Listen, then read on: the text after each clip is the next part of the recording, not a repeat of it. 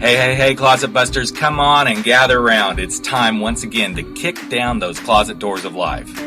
We're here to escape our BS, explore our fears, and elevate our self-expression. I'm your host, Rick Clemens, bold move expert and coming out coach, and I'm going to take you to the party, the pulpit, the wake, and back to the party of living your life uncloseted. So come on, grab hold of yourself and get ready to step out, step up, and step into living your truth as we explore more stories, tips, and tricks for living your life uncloseted. Now let's get to the show.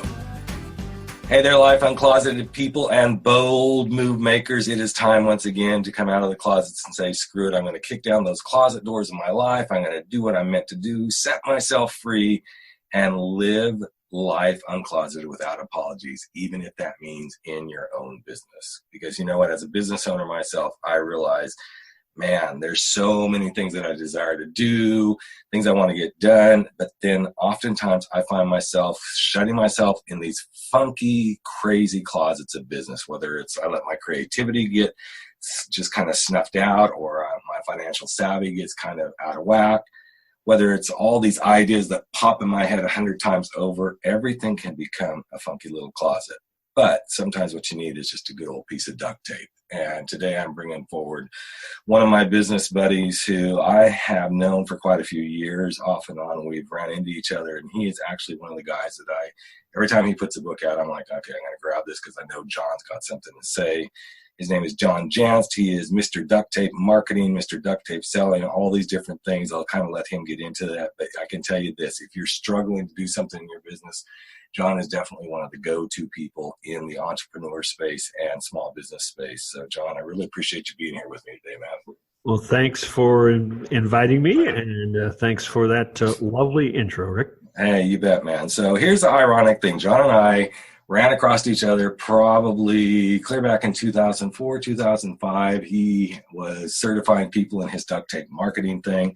And there are days I actually kick myself for not having stepped up to the plate and become one of your coaches, John, because I know you've taken that brand and it's just really blossomed for you. I think that was kind of when everything was really starting to grow for you, wasn't it? Yeah, that's right. I was looking at, just today, I was looking at my podcast on iTunes, like people do all the time, and I always like to see if I've gotten some reviews lately, and it actually doesn't rank them unless you say show me your most recent. Mm-hmm. And the first one I came across, it said 11 years ago. Wow. Isn't that ironic? Because now it's like suddenly they're touting 2018, the year of the podcast. I'm like, no, not exactly. I think people have been doing this for a long, long time. So. Yeah, podcasting was like the next extension after blogging. Yeah. But then social media came along, and so podcasting got very pedestrian. And but right now it's pretty much become a mainstream channel for pretty much any marketer or business. Yeah. So the reason I wanted to bring John on, because as I'm starting to expand my business and, move somewhat to the wider audiences of, what are all these closets? One of the things I know John does really, really well is he helps small business owners, entrepreneurs start to see through all the muck that they step into when they go, okay, I'm going to go do this. Everybody has these beautiful ideas of what they want to do to have their own business. But then, as I said in the intro, it's kind of like you find all these funky closets you can get yourself stuck in, like, okay, well, let's go do this. Let's go do this course, or let's go do this, and let's go chase this, bright, shiny object. I know you run across this all the time, John, when you're working with people. It seems like it's just like the small business entrepreneur syndrome where, man, they just get caught up in stuff and then they don't get anything done. Yeah, it's funny, sticking with your closet metaphor, a lot of people think in terms of that idea of being in there by yourself and coming out. And it's really the other way around. What happens to most small business owners is they get in that same closet that everybody else in their business is in. And exactly. And what we really have to do is to get them to kind of come out there and be on yourself or on your own, because if you're a remodeling contractor, then anybody who has a house, is looked at as your prospect. And one of the things we know for sure is that's not the case. I mean, not everybody is a good fit. And I think that when small business owners really wrap their head around who they can serve, what problems they're best suited to solve, they start to understand that it's not a matter of attracting anybody who needs what you do. It's a matter of you actually choosing who your ideal client is and who you want to work with. And boy, I tell you, and particularly if you're in a coaching or consulting business where, maybe at any given time, 8 or 10 clients is about all you can handle. Well, you sure as heck better not have 4 or 5 that just are not good fits, or it's going to drive you crazy. So getting small business owners to understand they have to narrow their focus and that they get to choose their clients that they want to work with and not the other way around is probably step number one. And I get it. It's, when you're thinking I'm not making what I need to make this month, it's pretty tempting to take any business that walks by. But long term, choosing your ideal client is the only way to really grow a business that you can be happy with. And it's interesting, John, because everybody talks about this. Michael Port, mutual friend, he talks about, finding the focus. Chris Brogan's talked about it. You talk about it. Why do you think everybody talks about this yet?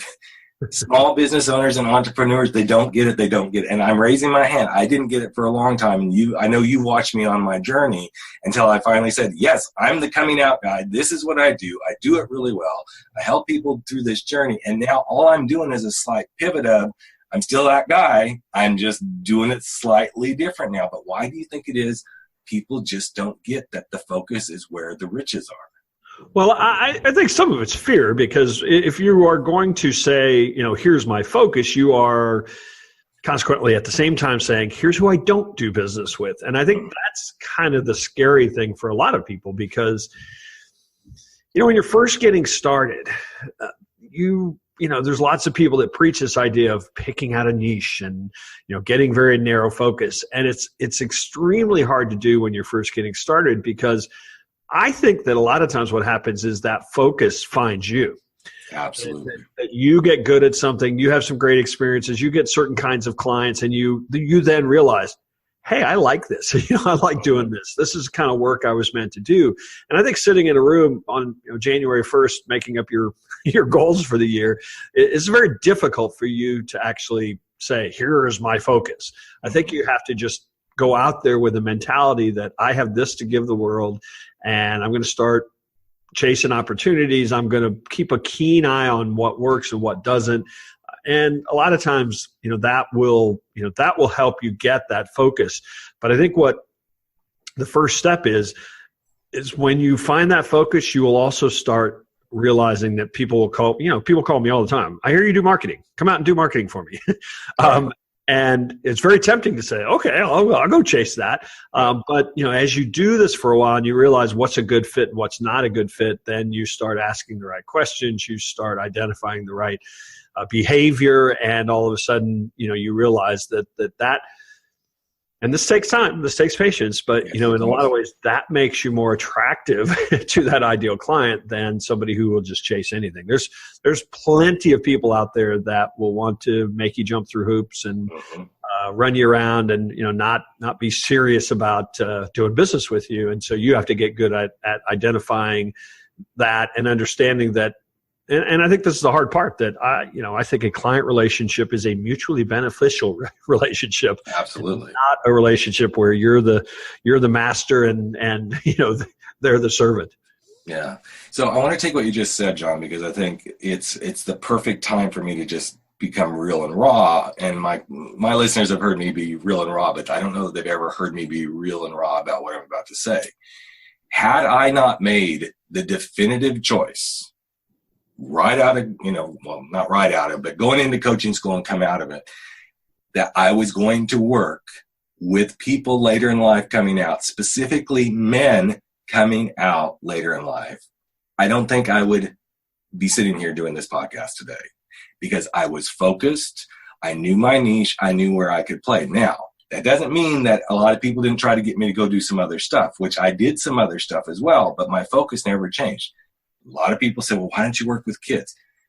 That's not what my focus was. First of all, I didn't have that experience. I didn't come out as a teenager. I didn't come out I kind of came out as a college guy, but I didn't really have that experience. My experience was much better of, hey, I lived this life. And I can tell you what John just said is the key to why I feel like I've been very successful doing what I've done. As I grew into my business, and then Jonathan Fields, another mutual friend, what he said to me once is, Rick, I think the power in what you do is you help men come out and really do the things they're meant to do. And he said, I'm not sure the world's ready for the, the complete uncloseted, story yet, but I think now the world is, because there's so many closet doors flying open on so many fronts that people are doing this. But what I've realized is my talent, my audience is always going to be in a basis of men who are coming out to do something bold in their life. And now I see that so clearly, but I had to get focused. In fact, Dory Clark said this to me once, and she says it quite a few times. I think you've said it a couple of times too. Go narrow and deep and then go wide. And I think this is what so many business owners miss. Well, and there's a very practical side to that too, because for that person that's out there considering hiring or working with somebody for whatever their problem or challenge is, there is at least a perception that that person who fits and speaks and defines, their exact problem best is probably going to be the best person to work with. And oftentimes what that does is it leads to an expectation that they're actually going to pay a premium to work with you, as opposed to, hey, you do the same thing as everybody else who does this kind of coaching. And so, how little can I pay to get exactly. it? And so that is another thing that happens, is when you are seen as the expert in some area, or at least you've defined a problem specifically that somebody's trying to solve, better than anyone else, you can and should expect to charge a premium. And so, even if you're saying no to, half of the leads that come your way, that you're going to be working with an ideal client, somebody that you actually can help, and that you are going to be far more profitable doing that with that narrow focus. So let's kind of go back to the focus, because you've been doing this for quite a while. And I know when I first came across duct tape marketing, one of the things that attracted me to it was, A, it appealed to me as a new business owner. B, the simplicity of the concept. I mean, the metaphor in and of itself, and my background, I came out of marketing and branding. So I thought, wow, this duct tape, there's a metaphor right there. So did that actually generate because you knew that metaphor might help you get to the right people? Or were you just trying to send a statement that marketing doesn't have to be this complex thing? It can be as simple as a piece of duct tape, so to speak, to really start to get you going? Yeah, I think it was actually both of those. I was at a point where, this is right around the turn of the century. That sounds funny to say, doesn't it? I know. The turn of the century. I was at a point where I was actually working with pretty much anybody that would hire me doing marketing consulting. But I found I really enjoyed working with small business owners, but they were really kind of challenging because they needed everything, but had no time or budget. And so I said at that point, to kind of solve my frustration, is I was going to create a very simple and systematic approach to marketing where I could walk in and say, here's what I'm going to do. Here's what you're going to do. Here are the results we hope we can get. And by the way, here's what it costs. Mm-hmm. And like so many innovations that kind of take off, what I sort of accidentally discovered was I tapped into one of the greatest frustrations of small business owners. It's actually very difficult for a small business owner to buy marketing services. Everybody's selling a piece of the pie. Yes. I don't know who to trust, which way to go. Not enough people are talking about systems and integration. And so consequently, I had a lot of folks that said, yeah, I want that. I was effectively, in my mind, trying to turn marketing, this thing that we felt like we had to make up different every time and, from scratch and custom. I was essentially trying to turn it into a product. And so I went searching for a more product-y name. And that's really where, this idea of duct tape marketing hit me, was that's what I felt like it was to work and do marketing in a lot of small businesses and the clients that I had worked with. It's, simple, effective, affordable. Doesn't always have to be pretty. It just has to work. Exactly. I did also... It is also a nod to this kind of strange affection that a lot of people, at least in North America, have for all things duct tape too. So It kind of was it said what I was trying to say in 3 words, but I also kind of borrowed from this kind of built-in affection. So it was probably the best business decision I ever made, certainly, and I owe it really kind of to just some dumb luck, really. Yeah. But here's what I love about what you've done with your brands, and each step, each book that comes out, there's this simplicity to it. You know, there's the duct tape marketing, there's the duct tape selling, the commitment engine, the referral engine. There's nothing complicated about that. And again, coming from my own marketing and branding background, and as I work with entrepreneurs, just trying to get them out, you know, here's the interesting space where John, it's a perfect example of how somebody like John, who's got huge amounts of experience in helping people grow businesses, and me can actually hold hands to help somebody do what they're going to do. I can help somebody come out and say, okay, I'm going to own that I want to be the entrepreneur. I'm going to get the confidence and all that stuff up. And then John's a perfect guy to go, now here's the simplicity approach. I'm going to hand you to John. You go do his stuff. You follow his. Because sometimes you got to get people beyond the emotional, intellectual stuff of, I can't do this, I can't really be this. Once you get them there, then it's like, okay, great. I'm going to do the handoff to John because I don't want to teach you how to sell. I don't want to teach you how to market. I don't want to do this. But what I love about what you do, John, is it's simple. There's nothing complicated about anything that I've ever seen you write where, quite honestly, you'd have to be pretty much dumb as a fence post not to get most of what you do. Well, and ironically, that's actually the hardest thing to do. When I first started out, I had 747 steps because I wanted to cover everything. And what I realized was the real appeal was I was able to tell people, here's what we're going to do. Here's what it costs. We're going to do it consistently. And so that idea is marketing as a system. Yep. Even though it doesn't really sound that revolutionary, it kind of is still today. And so I think the message in that is, I think the one who can simplify a lot of what we're trying to do in a way that actually solves part of the problem in and of itself, that's who's going to win. I think that's a message that a lot but it's so interesting because this aligns so similarly to the whole coming out journey I take people on. Yeah. Like, oh, that must be really complicated. It can be, but when you simplify it down, I use 6 simple steps. You're going to start out very confused. And then you're going to start comparing yourself to what other people have done or what's going to happen. You're going to look around and compare yourself and think, okay, this is what's going to happen. Then you're going to get into kind of a place where you're like, okay, I'm going to accept that I'm going to do this, but I'm also kind of, you know what, if I don't do this, I'm just going to accept I'm going to stay here and be stuck. But then once you embrace the acceptance and you go, okay, I'm moving forward, then you can start to take pride in who you are, whether it's an entrepreneur, whether it's your sexual orientation, whether it's, creating whatever it is, and then you're going to integrate it into your life. I know I left one step out there, but you see how simple I made this. These are the steps we're going to go through. Yep. And it doesn't matter who I'm working with, what the coming out journey is. It's like, okay, first thing that's going to happen, you, young, bright, brilliant millennial, is you're going to have this great idea about a business, and then you're going to start getting completely confused. What are people going to think? How am I going to do this? Should I listen to this guy? Should I listen to that guy? Okay, then you're going to compare yourself. And off we go. We go right through the system. And I think this is what is so perfect about what you've done. It's a plan. It's a process. It's simple. And it isn't easy to take 700 and some steps and go, wait, let's simplify it. Because I've been there too, man. I tried to do that with my coming out journey. It's like, oh, here's all this stuff they're going to go through. And it's like, no, just simplify it. And then how they show up, then let's work on that. But let's just bucket this stuff. Because even as you help people with this business stuff, 95%, probably even higher, 98% of business owners are going to go through the same exact stuff as they run their businesses.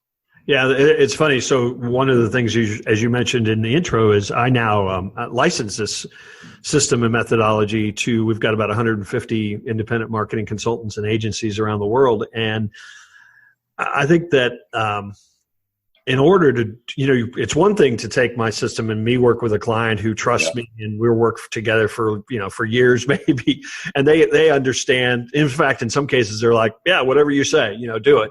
But then there's entirely another step to try to take it and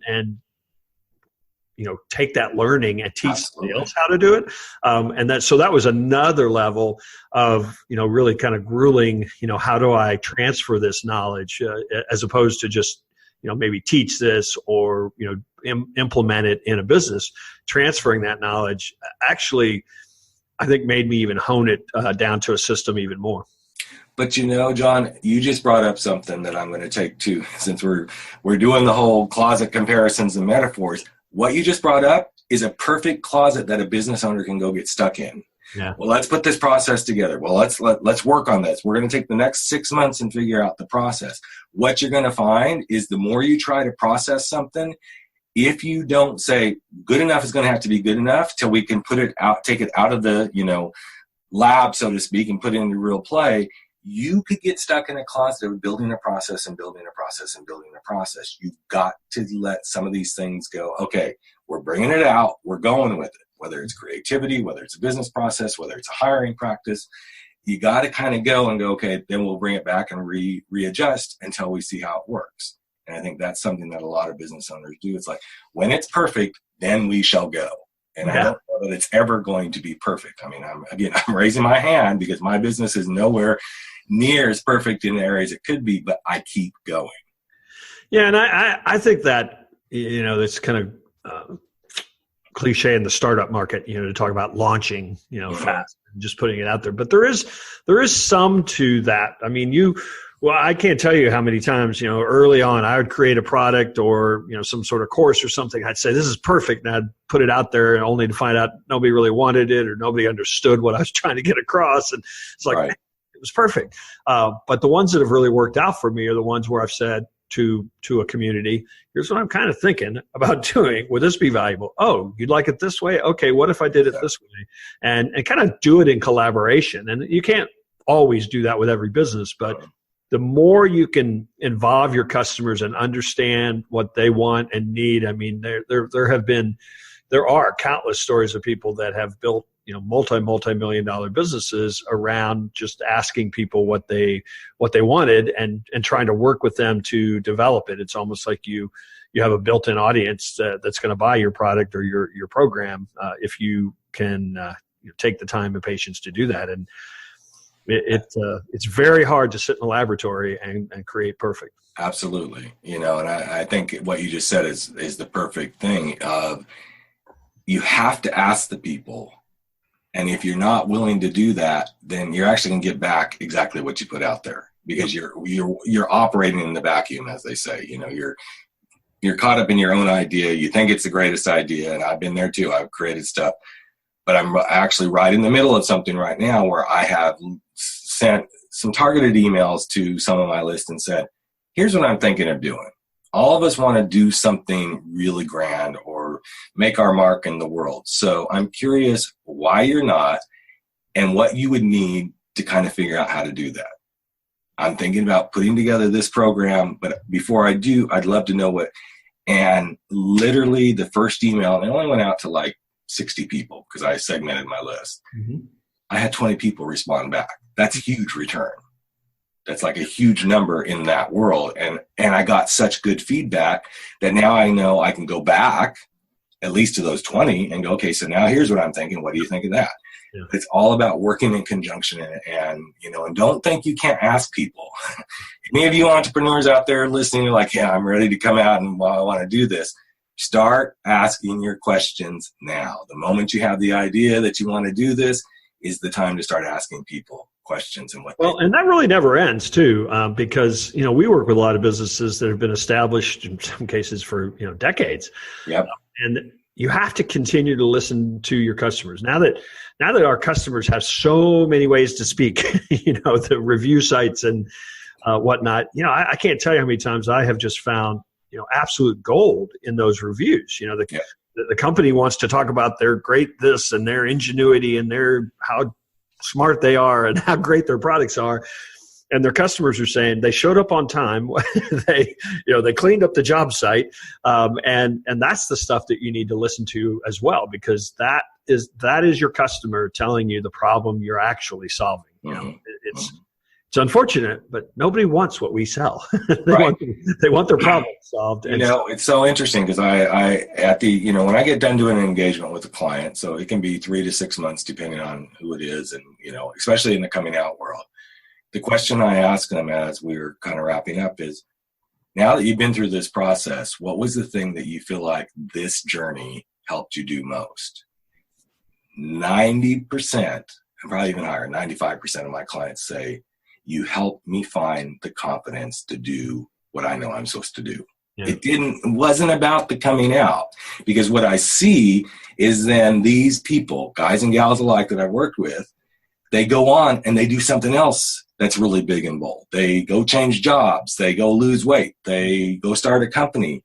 But it was a part of, this thing about coming out helped me see, wow, I've been holding myself back in so many other ways. Flip that over to clients that have no sexual orientation thing that they're working with me on. And they'll do one piece that they came to work with me on. In fact, this just happened with one of my clients. He was timid, scared, young guy, young millennial. He knows he doesn't want to be going to college for what he was doing, but he just graduated.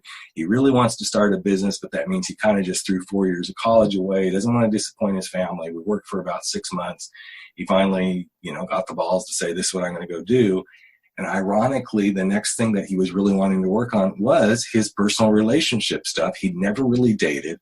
Now he's dating a beautiful woman who's just lighting up his life, but he had to take that first step to get to the next step. And I think this is the same exact thing that happens with business owners is once you realize you can take the step, you do it to the best of your ability, use a process like John's, you follow through with stuff, you start to repeat the process, but don't shut down the process by thinking it's one and done. This is a constant over and over. Let's go back. Let's explore.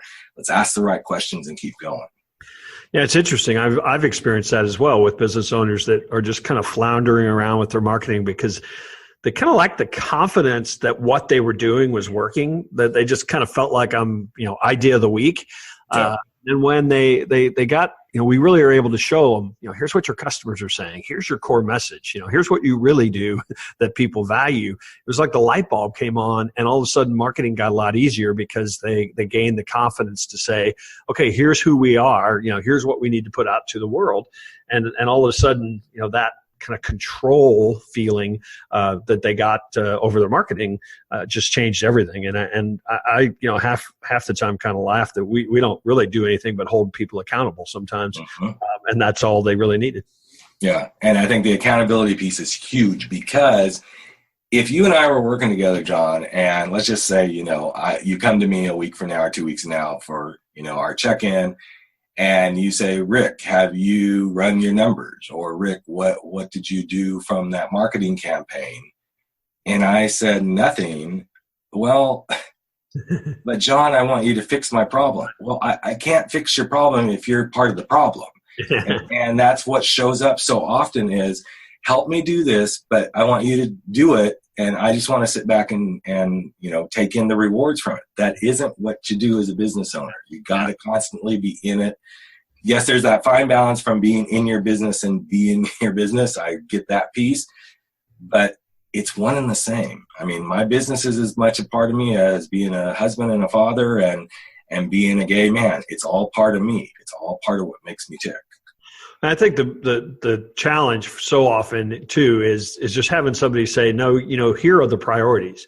Yes. Here are the 3 things you should focus on because, time is the one that, that's our, most precious resource. And there are so many things trying to suck our time away. And if we don't have priority, every quarter, my team and I plan, here are 3 priorities for the quarter.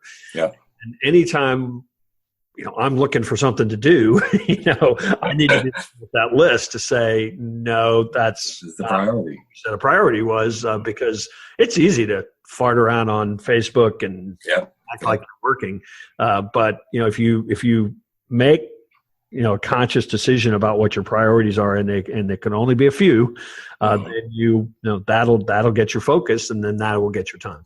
Absolutely. So I got a question for you around the millennial, young entrepreneur generation.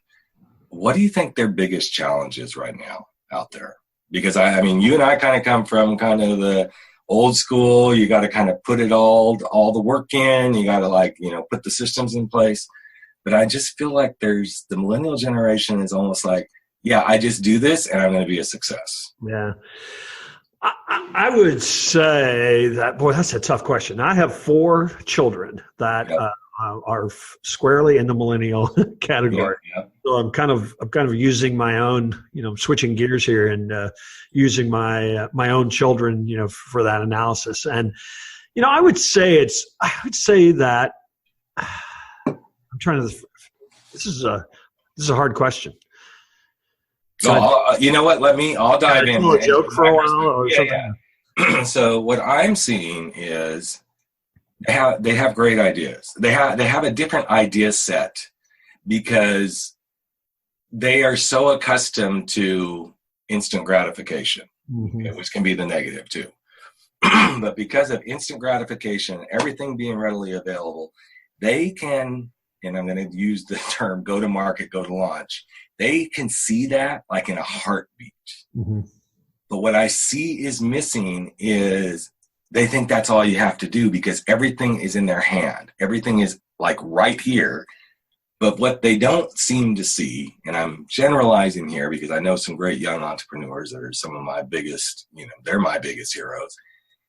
But I think a lot of them miss that there's a lot of underpinnings that have to still happen. You can't just follow the latest whoever's out there making, the YouTube channel or whatever. You've got to go understand what is happening underneath that is truly making that person accessible, successful, whatever they're doing. Because if you miss the underpinnings of your business, there is no business. And that's what I keep observing. One of the things I've certainly seen that I think is a real positive is, I've spent a lot of years working by myself, a lot of days working, by myself. Yep. And in fact, I joke sometimes that's one of the greatest things, benefits of the internet is we actually go through entire weeks without talking to a real person. I still have a business. No, I'm just kidding. But I see sometimes that can be a really good thing too. I see in my kids, at least, that they really thrive on collaboration and on working as a team. In fact, one of my daughters, I think ought to start her own business, but she just so loves being involved with the mission of a bigger team that she just really won't even consider it necessarily. And I see that as a real positive, and it obviously can happen in small entrepreneurial businesses because, building a community is not that different than working on a team inside of an organization. So, I think like all parents probably, I think my kids are, I think they're doing a lot of things really right. But I see also a lot of, so it's hard for me to kind of pick on the negative side of that. But I would say that this is going to come off really, really bad. But I would say the biggest negatives, sometimes they're not driven enough by some of the rewards of owning your own business. There certainly don't seem to be money driven. My kids take off months and go travel. And I know that's why I say this is going to come off really bad, because I know that there's some things about that are very healthy. But it does also sometimes kind of equate into a lack of drive for what it takes to kind of build one of these things up from scratch. So that's the most negative thing I can say. And I agree, because I think that's where there's a shift. And I'm watching this really closely, because as I go out and speak at colleges and universities, when I have the chance to go, and I'm starting to get more of the chances to go talk about this big, bold move and what is the closet you need to come out as an entrepreneur when I'm on a college campus, I'm really watching the pulse of this, because I think there is that piece of, I don't even want to call it irresponsibility, because I think to being able to take off and travel, that's really a cool thing, but there's a longevity thing. Okay, how do you begin to integrate all of this so that you can have a sustainable life? That's what I guess, and maybe it's because I'm 50-some years old and I look at this and go, okay, that's great, but you're going to have medical insurance, and you're going to have, these things that are kind of the necessities of life. Yeah. So if you can figure that all out, and maybe that's what this new generation is supposed to teach us old dogs is, okay, there's a way to do both these things and be able to do it, which if you think about it, John, us entrepreneurs, when you were starting duct tape marketing, when I was just starting to leave my corporate job, we were kind of breaking the mold too of, okay, well, here's how you can do this as a solopreneur. And that's all right. This stuff. Yeah. So I think it's almost like the next generation is maybe they're going to teach, the world, okay, here's how it is. I would love to see more people be able to do what you and I do. I know you've got an office, but be able to work from home or work where you want to work and really get the benefits of that, because it's not just monetary. To me, there's a huge health benefit that, I know you just took off and, I took some great vacation time. We're traveling around, but I also watch your posts on Facebook and stuff, and to go out and be able to go for a bike ride, middle of the week and stuff like that. I wish our planet could get to this, because there's plenty of places on the planet, Netherlands and some of these other places, that's life. This is how you do it. Yeah. I think this is maybe where the millennial generation may have the light bulb that's about to really go off. So. Yeah. It's a balance. There's no question that, some of the things I did building my business, probably, not necessarily the best way to go, but it's that balance between how you define success and how you work, and what the day's work is that equates to that, and so that can be different for everybody. And I think that there's a place for that for everybody. But I think that's the piece where you have to balance it. If you have, I tell business owners this all the time: if these are your objectives, then this pretty much better be your reality. Exactly. Every day, and I'm not going to define either of those necessarily, because you get to pick, but do know that, certain objectives come with certain requirements. Absolutely. So before we wrap up, I got a couple of quick questions for you, and you kind of walked yourself into this one. So how do you define success, John? Well, for me, I joke about this all the time. I've left so much money on the table by not, pursuing things, because, to me, the definition is a level of comfort that, you enjoy doing what you're doing, you enjoy helping the people you help, and you actually, have a real passion around what that means to you, and that drives a lot of your decisions. But then you ultimately also, don't feel the stress of, I have to do this, I have to make this much money. So it's a level of comfort and satisfaction about, what you're doing and the mark you're leaving on the world. But it's also probably accompanied with then, your ability to do the things you want to do, to make your own choices, and not really kind of have your choices dictate how you run your day. Okay, so if you weren't listening closely, I would invite anybody listening to this to rewind there for about a minute and a half, 2 minutes, and really re-listen to John's idea of success, because he hit on some really juicy stuff there that I truly believe is what being uncloseted and making bold moves is all about in your life. So as we wrap up here, buddy, I'm just curious if you could leave one last piece of advice for someone who may be really feeling stuck, like, I just can't seem to get going. What would you like to leave them to kind of encourage them that they're going to be fine? They just need to.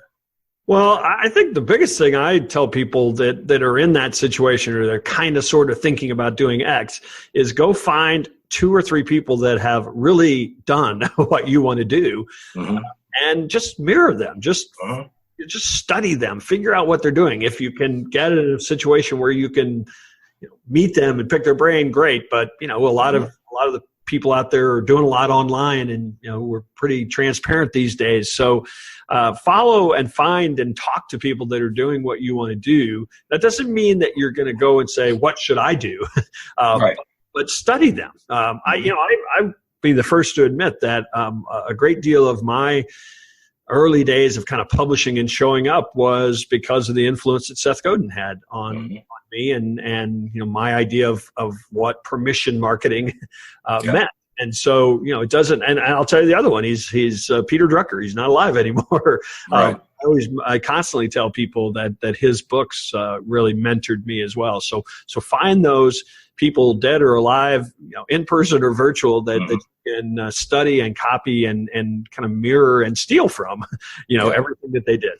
Yeah. And I think that's great advice, because I can say you, Chris Brogan, Seth Godin, Michael Port, all these different people started coming into my life in different ways, and everybody's accessible. Now, that doesn't mean you're going to have one-on-one conversations with them, but in this day and age, everybody's accessible, and most people are pretty dang transparent to what they're doing. And it doesn't matter where they are, how they're doing it.